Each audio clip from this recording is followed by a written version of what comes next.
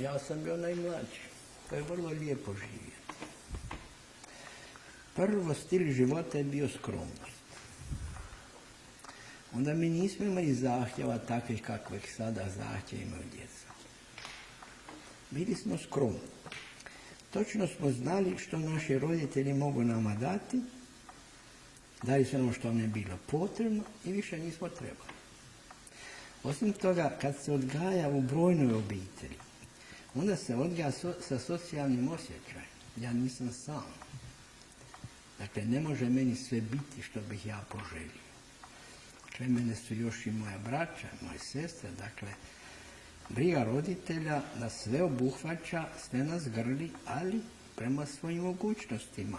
Iz toga nas odgaja za skromnost, da budemo zadovoljni s malim. Ali da budemo radosni što smo zajedno. I uvijek poslije se obitelj rasprši, ne?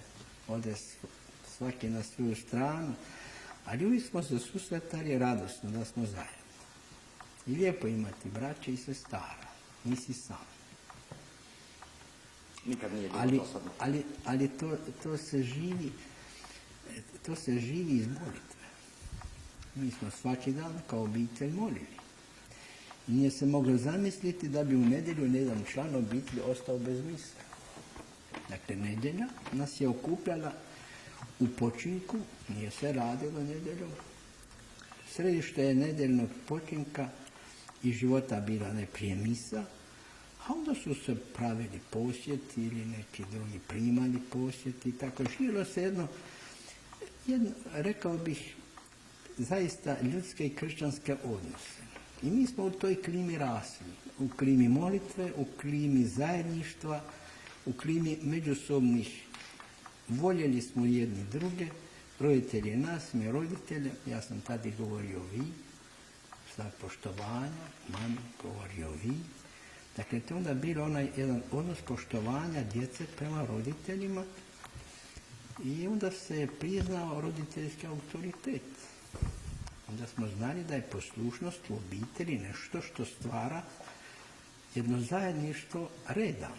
Da se zna što god može dobiti, što god ima učiniti i odgajali smo se i radom.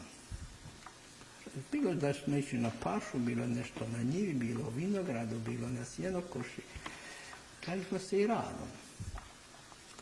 Dakle, bez rada čovjek se teško odgoji da bude odgovoran u svojim dužnostima. Mi smo od malena se učili raditi i ono benediktinsko načelo moli raditi. To je bilo ne samo u benediktinskim samostanom, to je bilo i u obitelji.